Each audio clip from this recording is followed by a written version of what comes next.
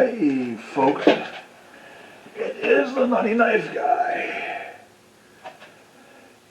Trying to get this done while the house is still quiet. So I'm just going to cut to the chase. Today I am bringing you a knife by Eafengrow, however you pronounce it. One of those knives that, one of those knife brands that are all over the internet, all over Amazon particularly. Like the Ned Foss one. Ned Foss was all over Amazon, and I took a chance on a Ned Foss holder. That did not go well. See last week's video. I did send that one back. Got a refund. I'm going to get something else with that. I think I will try that knife again because I think I know what the design flaw was. And it's a pretty simple fix if you can find the pin when it falls out. But that's another video. Today, if I get my phone to work right, we are going to be doing the Eafengrow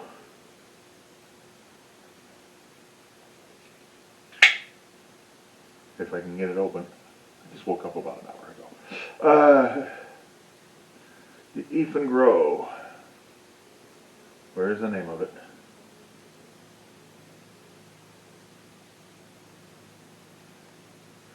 The Eafengrow EF55 pocket knife in black. This comes in a lot of different colors. This is basically cheap knockoff, as in like 1/10 the cost of a Microtech SOCOM, which is why I picked this particular Eafengrow, and that's the way I'm going to pronounce it from now on. I don't know how exactly to pronounce it. This is where if I get a Microtech, and I don't have a Microtech in the collection now, there's only one store within reasonable driving distance that actually has Microtechs. Of course, they don't have all of them. And I've handled the Microtechs at that store, and none of them have wowed me to the point where I'm going to pay $300 for them.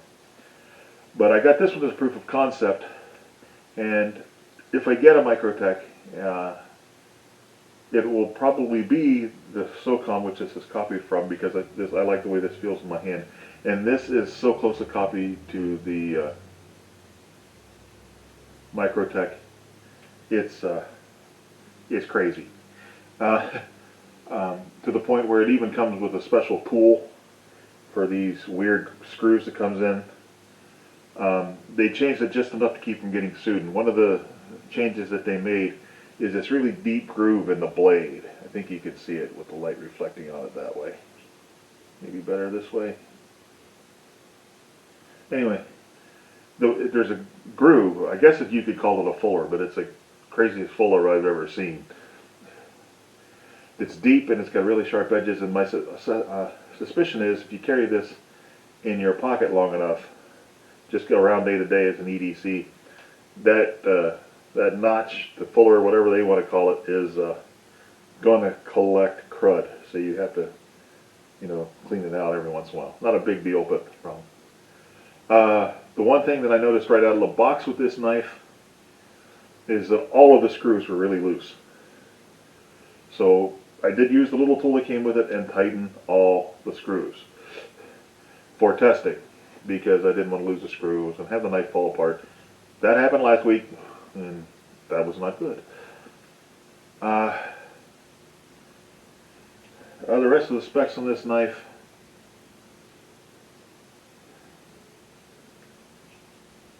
okay, come on phone.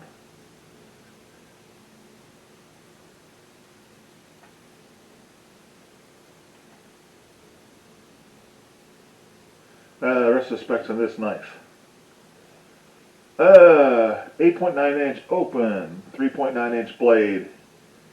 Handle material, handle is 5.1 inches. Blade width is 1.2 inches. Blade thickness is 1/16 of an inch. The blade weighs 5 pounds, 5.5 ounces. D2 steel with a hardness of 59 to 60 HRC. Ball bearing design.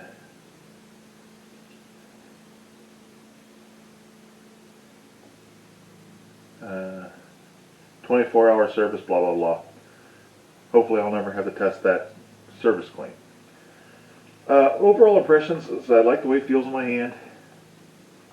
It did come sharp, and I actually remembered to bring some paper over. This hasn't been sharpened.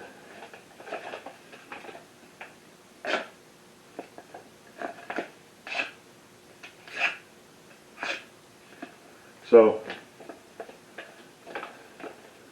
not too shabby. Let me go get a stick. Now, I have already tested the liner, the liner lock. Hopefully it's not going to fail on camera now.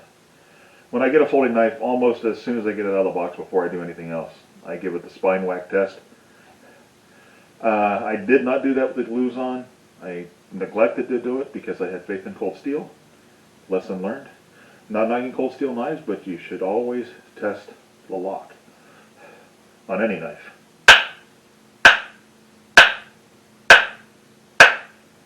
There's that. So good lockup. I do really like the way this feels. It's got a thumb notch, a thumb ramp with jimping that is just perfect.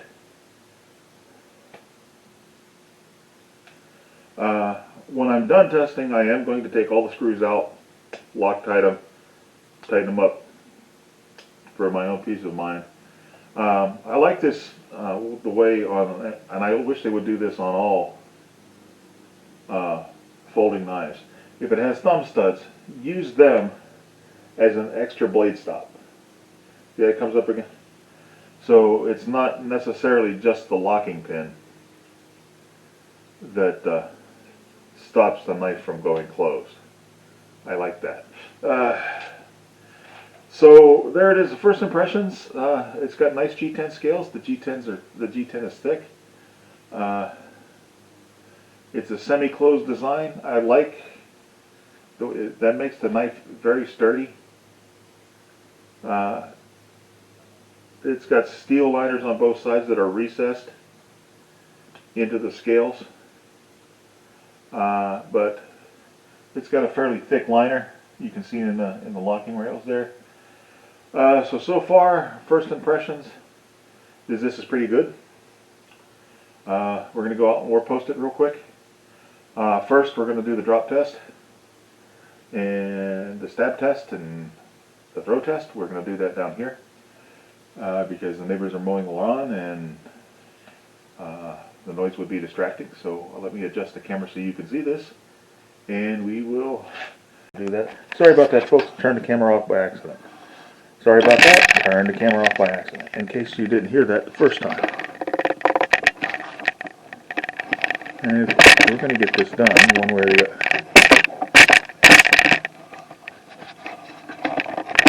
Okay, I've got a new tripod, and I'm trying to get the camera to tilt the way it needs to be tilted, and it's being a pain in the ass.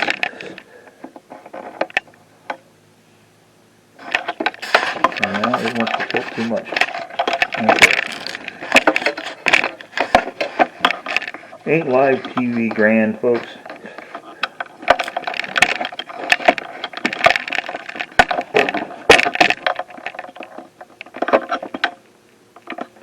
There we go. Okay, here comes the drop test. Okay. Not the best bite in the world. This is kind of a top-heavy knife, but that doesn't bother me too much. Not a whole lot of bite. Those are pretty much straight down. There we get a stick. There, we're getting there. There's a nice straight one. This chair is not exactly flat when you hit it, and I might not be dropping it correctly, so. And now that I've done it a few times, I think I got it going straight. Okay, not too shabby there. Give it a couple good, decent tosses. Okay, that's got to get white.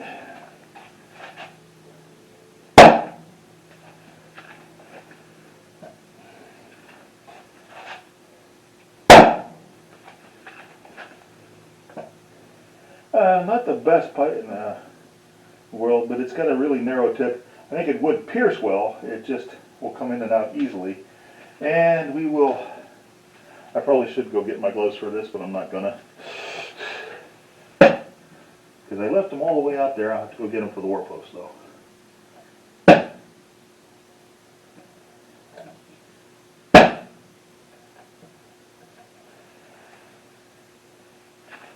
Okay, I'm gonna tilt you back up here.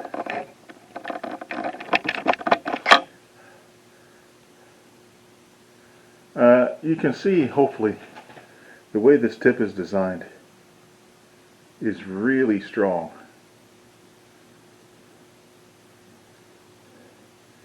Almost a wedge. So, no tip damage. And now, we shall put it to the post. Okay. No detergent bottle available, so soda's gonna have to do. Well, soda bottle. Let's see what we can do. Now, it's amazing to me how these labels can screw me up because I don't get the angle it just right.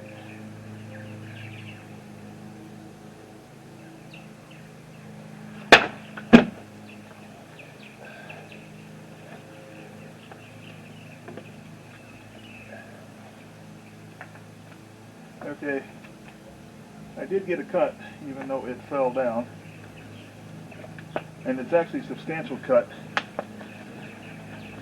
but it was actually clean enough that it actually held the water in pretty well.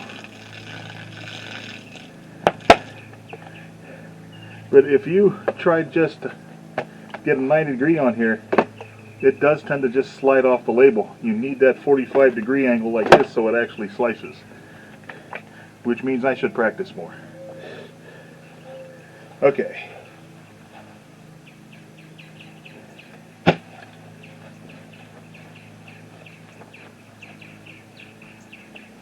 Now, as you can see, I did get my gloves for this, not just in case the blade fails, but in case the blade fails, but not just that. Also to protect my knuckles. As you can see, I have not yet replaced the first four post because I have not had time to build the second one yet. And this can scrape up the knuckles pretty well.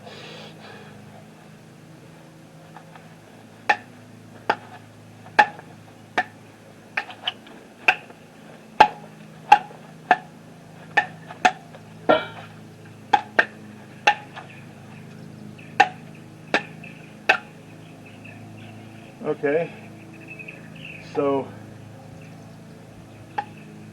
no damage so far. We'll give it some good hard wax.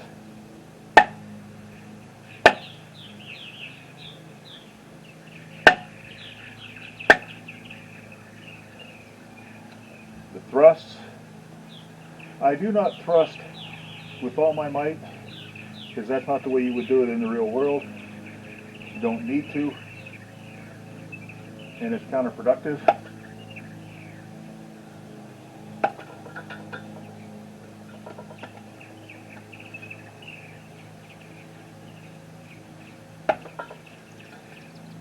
This does not, like I said, this goes in a pretty decent way, but the way it's designed, it just doesn't stick in there, so it stays in there enough for some, well, it stays in there, but it doesn't just hold on to the wood, I guess you would, what I'm trying to say. So, yeah, it sounds like somebody's home. Alright. Everything's still tight.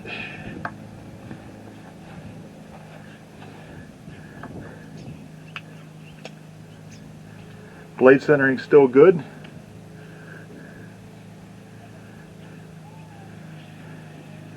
we'll do a vampire deterrent real quick.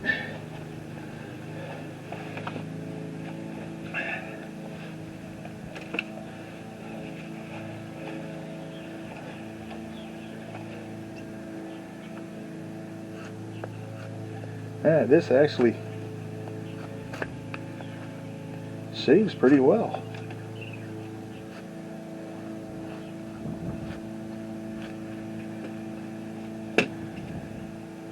Okay, go downstairs and wrap this up, but pretty happy.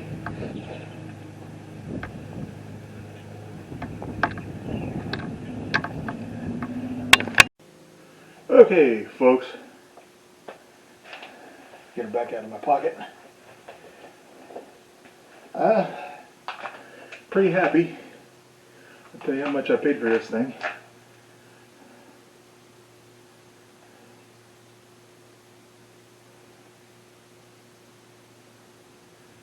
If my phone gets with the program. But has a nice snappy action. Held up to the wall post quite nicely. As you could see when I got the angle right on that bottle, it made it cut so clean it actually held water. And that was when it was swinging. So, okay. Pretend I want this today, phone.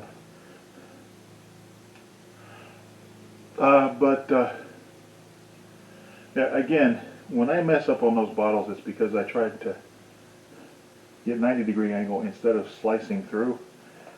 Again, it's a matter of practice, and I haven't had much time to practice lately. Okay.